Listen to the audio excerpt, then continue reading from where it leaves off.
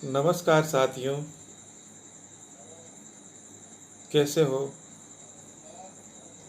पढ़ाई आपकी अच्छी चल रही होगी। आशा करता हूँ आपने अपनी पढ़ाई के समय को बढ़ा दिया होगा।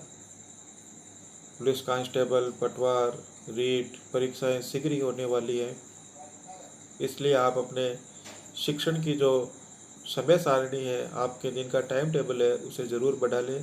पढ़ने के लिए वक्त ज़्यादा निकालें। कल अपन जल संसाधन और संरक्षण के बारे में पढ़ रहे थे, उसी में क्रम में मैं आगे ले जा रहा हूँ आपको। कल अपन ने पढ़ा था लास्ट क्वेश्चन, राजस्थान का औद्योगिक नगर कोटा किस नदी पर स्थित है? जो चंबल नदी पर स्थित है। आज आगे चल रहे हैं। बनास का उद्गम स्थल कौन सा है? तो ये खमनोर की पहाड़ियां हैं बनास का उद्गम स्थल। बनास किस स्थान पर चंबल में मिल जाती है? ये रामेश्वरम के निकट चंबल नदी में मिल जाती है, जो कि सवाई माधोपुर के पास में है। पूर्णतः राजस्थान में बहने वाली सबसे लंबी नदी बनास है, जो कि 480 किलोमीटर है। बनास नदी के किनारे स्थित नगर कौन कौन से हैं? तो इसमें टोंक, सवाई माधोपुर और सवाई माधोपुर है बनास नदी के किनारे स्थित।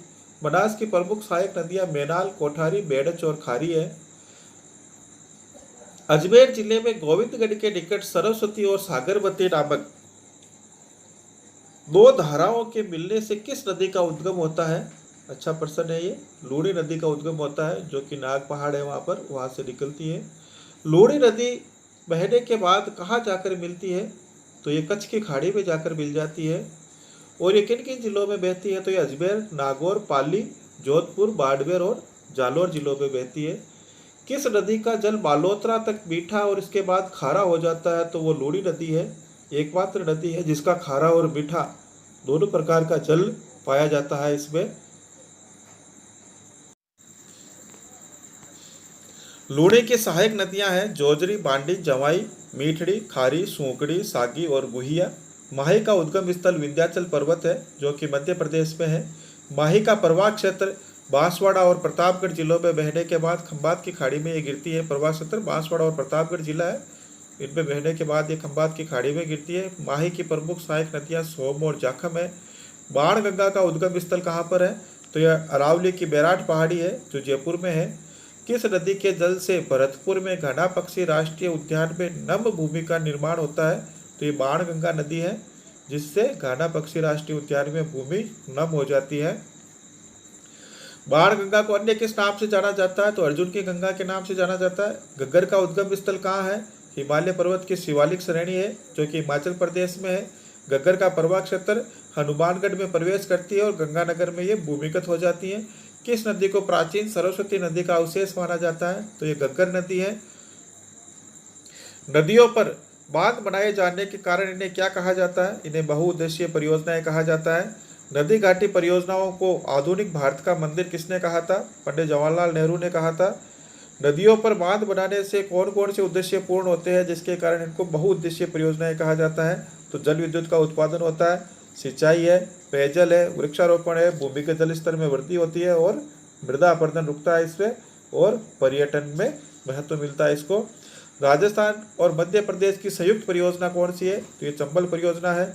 चंबल परियोजना में कुल कितने बांध बनाए गए हैं? तो ये चंबल परियोजना में 4 बांध बनाए गए हैं, जिसमें से एक मध्य प्रदेश में है, जो कि गांधी सागर है, और 3 बांध है जो अपने राजस्थान में है। एक मध्य प्रदेश में राणा प्रताप सागर, जवाहर सागर और कोटा बैराज, ये 3 राजस्थान में है। बांसवाड़ा में माही नदी पर कौन सी परियोजना स्थित है? तो माही बजाज सागर परियोजना है। माही बजाज सागर किन 2 राज्यों की संयुक्त परियोजना? राजस्थान और गुजरात की है।